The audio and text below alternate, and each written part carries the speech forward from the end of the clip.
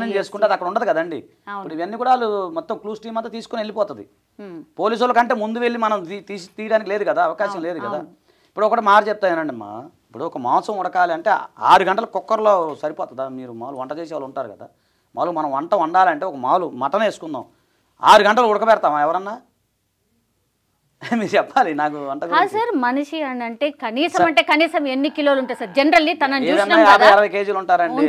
ఏమను మరి అది కట్టేసేట ఎండబెట్టి మళ్ళీ ఇల్లంతా ఎట్లుండాలి సార్? పోనీ అట్లన్నా చూద్దాం సార్. స్మెల్ కూడా వస్తుంది, అంత మామూలుగా వస్తుందండి. ఇంకోటి ఆయన చెప్పింది దాని ప్రకారం చూస్తే అంటే ఈ విజువల్ కొంచెం జనాభా చూస్తానికి బాధ అనిపిస్తుంది, కానీ తప్పదు మాట్లాడుకోవాల్సి వస్తుంది. ఇప్పుడు ఫ్లెష్ కట్ చేసి తర్వాత బోన్స్, ఆ బోన్స్ దంచాలంటే ఎంత కష్టం అంటే చెప్తున్నాను. ఇవన్నీ కామన్ మ్యాన్కి మనం ఎందుకు మన మటన్ బోన్ తినాలని దాన్ని బొక్క కొరుక్కుంటాం. అదే బలగం సినిమాలో బొక్క కొడతాడు కదా, కొట్టి దాన్ని నవిలి మళ్ళీ పొడి చేయాలంటే ఎంత టైం పడుతుంది? అదే కాదండి, ఇదన్నీ కాదు. అదేదో ఆయనకు సైకలాజికల్ ప్రాబ్లం ఉందేమో అనుకుంటున్నా. అతనికి గురుమూర్తి అన్న ఆయనకి కొద్దిగా ఏదో సైకిక్ ప్రాబ్లం ఉండుంటుంది. ఇప్పుడు కొంతమంది పొల్యూషన్కి వస్తుంటారు, నాన్న చంపేసా వీళ్ళని మేము చూసాం కల్లారా. సైకలాజికల్ ప్రాబ్లం ఉంటుంది కొంతమందికి. ఎవడు వచ్చి నేను చంపేసాను వస్తాడు, ఆడు చంపడు. అలా కూడా కొన్ని ఉంటాయి. మా దగ్గర కూడా ఫోన్లు చేస్తారు, సార్ నేను రాత్రి వచ్చేసాను మీ అపాయింట్మెంట్ కార్డు వచ్చేసి నేను చంపేశాను సార్ పలానా అంటాడు. అరే బాబు ఎవరిని చంపే ఏంటంటే చెప్పడు, కళ్ళ ఊహించుకొని వస్తాడు అతను. అలా కూడా జరుగుతుంది. సైకిక్ క్యాచ్ కొంతమంది అపరిచితులు ఉంటారు, మా దగ్గరకు వస్తుంటారు, తగులుతుంటారు మాకు కూడా. ఆయన చంపేసి ఈయన పొడిసి ఆయన పొడిసి అంటాడు. అది ఎవరిని పడవడు. అదో సైకో టైప్ ఉంటారు వాళ్ళు, అదో మానసిక రోగం. సో నేను అనుకున్న ఇది కూడా మానసిక రోగం అనుకుంటాను. ఇప్పుడు ఇది ఉంది, ఈ మొద్దు మరి అది ఫ్లెషో లేకపోతే ఏంటో అది పక్కన పెడితే ఈ 2 పోలీసులు స్వాధీనం చేసుకుంటారండి వెంటనే. ఎంతసేపు ఉంచారు, విజువల్కి కూడా ఎవరు మీకు ఛాన్స్. ఇంకోటి అక్కడ రానివ్వరు ఎవరిని, టేప్ చూడతారు కదా పోలీసు వాళ్ళు. మరి అవన్నీ లేవు కదా అక్కడ. గిన్నెలు చెంబులు గిన్నెలు చెంబులు తెప్పాల మీద కొంచెం బ్లడ్ స్టెయిన్ అయినా పడుతుంది, లేదంటే మీరు అన్నట్టు చేతి ముద్దలు పడతాయి, ఏవో పడతాయి, ఏదో ఒకటి ఇంటికిలో ఏవో ఒకటి ఉంటాయి కదండి. క్లీన్ చేశాడంటే ఏమో అది. అంటే ఇప్పుడు మనం అనుకునేది ఓకే, కానీ సీఏ గారు చెప్పిన దాన్ని బట్టి చూస్తే మిస్సింగ్ కేసు అని మనం భావించాలి. ఎందుకంటే పాసిబుల్ కాదండి అంత, అది కాదు. కుక్కర్లో 70-50 కేజీల మాంసాన్ని పోనీ ఎంత మహిళ అయినా ఆమె 50-60 అయితే పక్కా ఉంటారు. పోనీ 30 కేజీలు వేసుకున్నా కూడా ఎంత కష్టం ఉండాలంటే, మనం ఒక ఏటను ఉండాలంటే మేము ఫంక్షన్లప్పుడు మనం చూస్తుంటాం, ఒక ఏటను 10 కేజీలు 8 కేజీల ఏటను అంటే ఇంత డబ్బా కావాలా సార్? నిజంగా అట్లా వండితే సార్ ఇంత భయంకరం ఆ స్మెల్ ఏంది, అసలు ఎన్విరాన్మెంట్ కూడా మనం ఊహించుకోలేము. ఇంకొకటి మీరు అన్నది కరెక్ట్ అండి, అక్కడ సీసీ కెమెరాలు ఉన్నాయి. అవును, ఇతను బయటికి వెళ్ళటం రావడం, బకెట్లతో పొడి తీసుకెళ్ళి వెళ్ళటం ఇవన్నీ కనపడతాయి కదండి. అవును, మరి అవన్నీ లేవు కదా. ఇప్పుడు అలా చూసుకున్నా కూడా ఇప్పుడు సీసీ కెమెరాని స్వాధీనం చేసుకున్నాము చూస్తున్నాము అని చెప్పారు. ఒకవేళ నిజంగానే చూసుంటే సార్ ఆ కొద్దిగా క్లూ అయినా ఇప్పుడు 24 గంటలు గడిచిపోతే ఆల్మోస్ట్ కనిపించింది అని ఏదో ఒకటి చెప్తారు కదా. 1 వీక్ అయింది కంప్లైంట్, అది కూడా చెప్పలేదు సీఏ గారు. చాలా నార్మల్ గా మిస్సింగ్ కేసు అని చెప్తున్నారు. ఆ చెరువు చూపెడుతున్నారు, చెరువు దగ్గరికి వెళ్ళి పాడేసిర్రట, చెరువు దగ్గర ఆనవాళ్లే లేవని చెప్తున్నారు. ఇంకొకటి చెప్తానమ్మా, ఇప్పుడు అతను వెళ్ళేటప్పుడు ఇది బకెట్లో తీసుకెళ్ళేటప్పుడు ఏదో వెహికల్లో వెళ్ళాలి కదా, ఆయన కార్లోనో బండి మీదో వెళ్తాడు కదా, నడుచుకుంటే అది బకెట్ తీసుకుని ఎవడు బోడుగా వెళ్ళే సమయంలో అక్కడ మీరు స్ట్రీట్కు సంబంధించిన సీసీ కెమెరాలు కూడా ఉంటాయి కదా, అక్కడ విజువల్ కనబడతా ఉంటుంది కదా. ఇప్పుడు చెరువు దగ్గరికి వెళ్ళినప్పుడు ఈయన వెళ్ళినట్టుగా ఈయన గుర్తులు, కాలు గుర్తులు ఇవన్నీ ఉంటాయి కదా. సో ఇవన్నీ చాలా సర్కమ్స్టాన్సెస్ ఎవిడెన్స్ పోలీసు వారు గ్యాదర్ చేయలేదంటే అక్కడ ఏదో జరగలేదు అంటే, ఒకవేళ ఆమె చంపాడా లేదా ఇంకో రకంగా జరిగా అనేది మనకు తెలియదు. కాకపోతే ఇంత ఘోరంగా మొద్దు పెట్టి ముక్కలు పెట్టి ఇది ఇప్పుడు ఈ ముక్కలు మనం చూపించకూడదు. వాస్తవంగా అయితే పోలీసులు ఇప్పటికీ స్వాధీనం చేసేసుకోవాలి కదా. నేను ఒరిజినల్ అయితే ఎప్పుడు 16వ తారీఖు కంప్లైంట్ ఇచ్చారు, 16 తారీఖు అంటే ఇవాళ 23-24 వచ్చేసింది మనకి. సో ఇప్పుడు దాదాపు 1 వీక్ అటు ఇటు 1 వీక్ అవుతుంది. ఈ 1 వీక్లో పోలీసు వారు ఇన్వెస్టిగేషన్ చేయకుండా ఉంటారా? ఇన్ని రోజులు ఆ బొక్కలు అలాగే ఉంటాయా? ఇన్ని రోజులు స్మెల్ రాకుండా ఉంటాయా? 16 తారీఖు ఇస్తే పోలీసు వారు ఎమ్మటే టీం రంగంలో దిగుతుంది, ఇన్వెస్టిగేషన్ ఎమ్మటే ఇమీడియట్లీ చేస్తారు, మొత్తం ఎంక్వైరీ చేసేస్తారు. మన దాకా కూడా రాదు, ఇంత నీట్గా పెట్టేసి ఉండదు. పోలీసు వాళ్ళు ఇక్కడే కనుక ఇన్సిడెంట్ జరిగితే ఎవరిని రానికుండా టేప్ చూడతారు. మనకు తెలుసు కదా, ఎల్లో టేప్ ఒకటి ఉంటుంది పోలీసు నాట్ ఎంట్రీ అని చెప్పి, ఆ చుట్టూ చూడతారు. అడావుడి మామూలు ఉండదు కదండి, అడావుడి ఉంటుంది.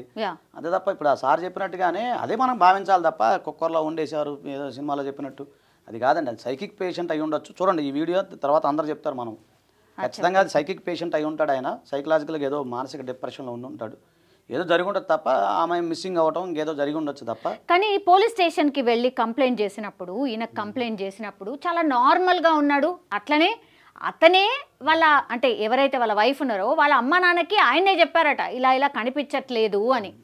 సో అదంతా గమనిస్తే కూడా సార్, ఒకవేళ నిజంగానే ఆమె ఎక్కడికైనా వెళ్ళిపోయిందా, లేదంటే నిజంగానే ఈయన మరి ఇంత క్రూరంగా కాకపోయినా చంపి ఉంటాడా, ఇట్లాంటివి అయితే అంటే కొంతవరకు అయితే అనుమానం వాళ్ళ అంటే అల్లుడు మీదనే ఉంది. అవును, మిస్సింగ్ కేసు అన్నప్పుడు పోలీసు వాళ్ళు ఇన్వెస్టిగేషన్ చేస్తారు. కాకపోతే నేను ఏమంటే ఇప్పుడు ప్రైమా ఫేస్ ఎవిడెన్స్ ఎట్లా ఉంటుంది అంటే కంప్లైంట్ ఇచ్చిన తర్వాత పోలీసు వాళ్ళు వాళ్ళ ఇంటికి వస్తారు, ఫస్ట్ వస్తారు, అన్ని ఎక్కడ వెళ్ళింది ఏంటి అని జరుగుతుంది కదా. 1 వీక్ అవుతుంది. ఇప్పుడు ఈ వార్త వచ్చి నిన్న 1 వీక్ ముందు వాళ్ళు ఇన్వెస్టిగేషన్ చేసి ఉండొచ్చు కదా. 1 వీక్ ముందు వీళ్ళంతా ఇన్వెస్టిగేషన్ చేసి ఉండొచ్చు, పోలీసు వాళ్ళంతా అందుకని వాళ్ళు కూల్గా ఉన్నారు. వాళ్ళు ఈ 1 వీక్ నుంచి ఈ మొద్దులు ఇవన్నీ ఉంచుకుంటారండి ఇంట్లో జనరల్గా. పోలీసు వారు అసలు ఊరుకుంటారా? అది కాదు. కానీ సంథింగ్ ఈజ్ దేర్ అంటే అది సమయం. ఇప్పుడు నాకు తెలిసి 2-3 రోజుల్లో బయట పెడతారు, లేకపోతే ఆమె ఎక్కడికి వెళ్తే బయటకు వస్తుంది.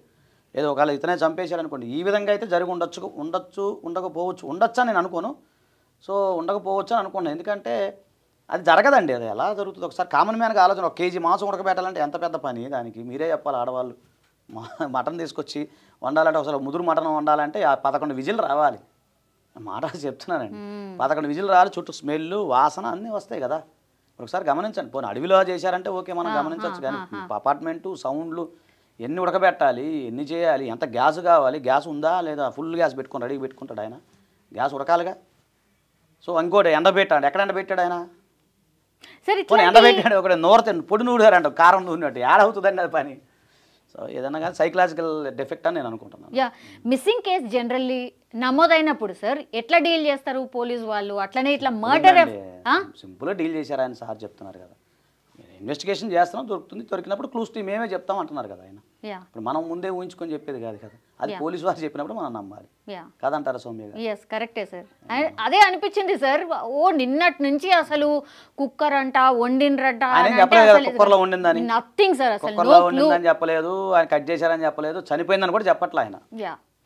ఎస్ ఎగ్జాక్ట్లీ సార్ చెప్పినట్టుగానే కామన్ పబ్లిక్ అయితే కొంత నిజంగా ఆ వార్త విన్న తర్వాత ఒక రకంగా టెన్షన్ ఫీల్ అయిపోయినరు. ఏంది మనిషిని ఇంత ఘోరంగా ఇట్లా చంపగలుగుతారా, అసలు ఎట్లా పాసిబుల్ అవుతుంది అనేది చాలా మంది మాట్లాడుతున్నారు. కేసులో ఏం జరుగుతుంది ఏంది అనేది తర్వాత సంగతి. కానీ ప్రాక్టికల్లీ నిజంగా ఆలోచిస్తే అసలు ఇది పాసిబుల్ అవుతుందా?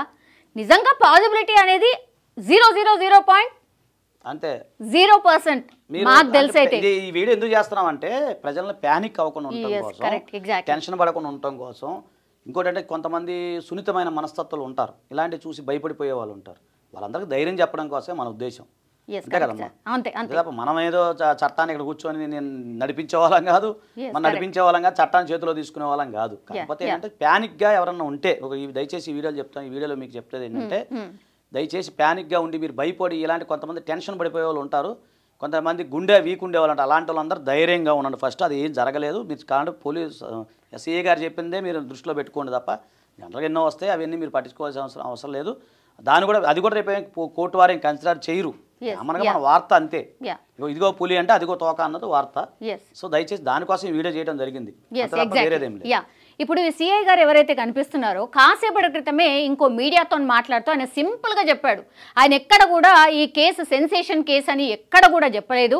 ఆయన ఏం చెప్పిండు, జస్ట్ మిస్సింగ్ కేసు మాత్రమే నమోదైంది, మేము ఆ దిశగానే పూర్తిగా మా ఇన్వెస్టిగేషన్ సాగుతోందని చాలా కూల్గా చెప్పిండు. సో దయచేసి పానిక్ కావాల్సిన అవసరం లేదు. ఈ కేసులో సెన్సేషన్ అసలు ఏమి ఉండకపోవచ్చు అనేది కూడా నిజంగా మనం అందరం కూడా ఎక్స్పెక్ట్ చేయాల్సిందే.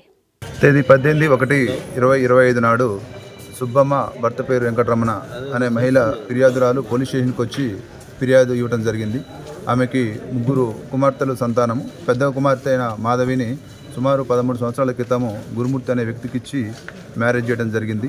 వీళ్ళిద్దరిది కూడా ప్రకాశం డిస్టిక్. గురుమూర్తి అనే వ్యక్తి ఆర్మీలో పనిచేసి రిటైర్ అయ్యి ప్రస్తుతం కంచన్బాగులో సెక్యూరిటీ గార్డ్గా పనిచేస్తుండ్రు. గత 5 సంవత్సరాలుగా మన వెంకటేశ్వర కాలనీ జిల్లాలగూడలో ఉంటుండ్రు. ఉన్న తర్వాత ఫిర్యాదు ఇచ్చిన సుబ్బమ్మ దాంట్లో ఇచ్చిన కంప్లైంట్ ఏందనగా 16వ తారీఖు ఈ నెల జనవరి 16వ తారీఖు తన కుమార్తె మాధవికి అల్లుడికి గురుమూర్తికి ఇద్దరికి చిన్నపాటి గొడవ జరిగిందని, ఆ గొడవ జరిగితే మధ్యాహ్నం 12 o'clock ఆ సమయంలో ఈ మాధవి ఇంటి నుంచి వెళ్ళిపోయిందని చెప్పి ఫిర్యాదు ఇవ్వగా ఆమె ఫిర్యాదు మేరకు కేసు నమోదు చేయడం జరిగింది. అటు కేసు నెంబరు 81/2025. అటు కేసు విచారణలో ఉంది, దర్యాప్తు చేస్తున్నాము.